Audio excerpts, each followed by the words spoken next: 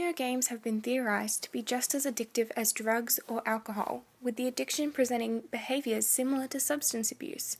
Luke, 18 years old, has first-hand experience with this addiction. But what are the causes, and how does it affect Luke and those close to him? I was affected badly by chronic pain and depression and anxiety, and it was just very difficult to even leave my room for anything. Even before that, though, I was playing video games, but before that I was also a normal child. I was playing soccer, I was doing well in school, I was doing well in my life. Gaming is just as bad as smoking or drug taking or driving fast.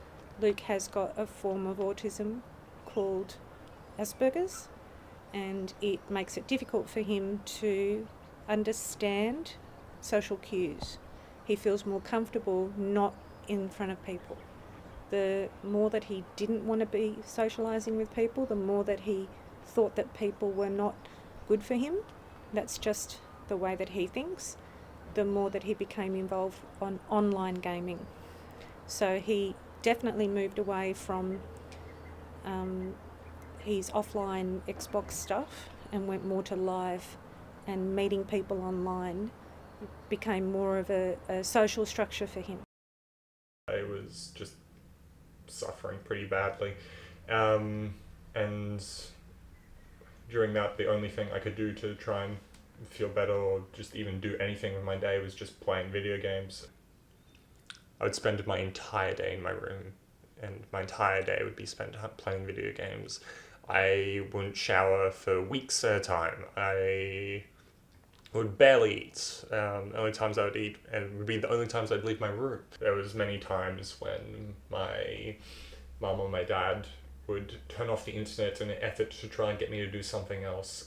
I do not react well. There's definitely a moment when my mom tried to take my computer where things went very badly. For both of you? For both of us, yes. I just would try and fight and claw and kick my way back into what I was comfortable doing, which was playing games and being online.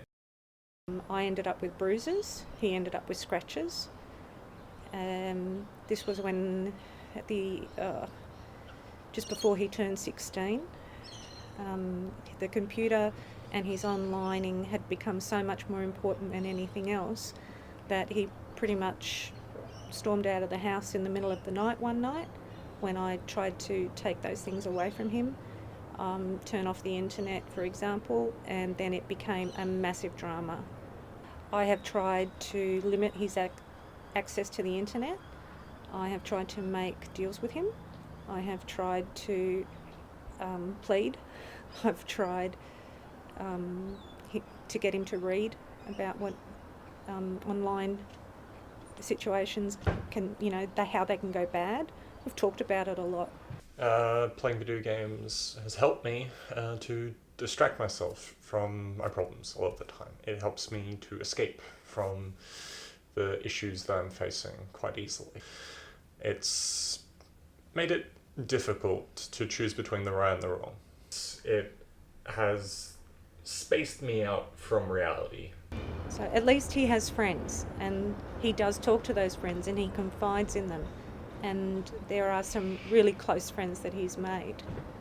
The bad, obviously, is I don't get to see him very much, and I have to hassle him. I have to hassle him to eat. I have to hassle him to get out and do anything. I have to hassle him to go to school. I have to hassle him to shower. There's a lot that I need to push on him. He still acts like a 10-year-old at times. And that's because his brain is completely, within a game, for example. I'll ask him, come and do something. I'll be about an hour, is the answer I get. Because he's literally playing for long periods of time, extended periods of time, on games that he apparently can't pause and stop. Not just sitting in my room alone doing nothing. It's keeping me social. It's keeping me active mentally. It's helping. It was helping. It was keeping me, sane. It's always great to speak with my friends, and it's not every day that we can meet up, but in a virtual setting, it's pretty much every day that we meet up. It's kept me happy for a long while when all I had was sadness.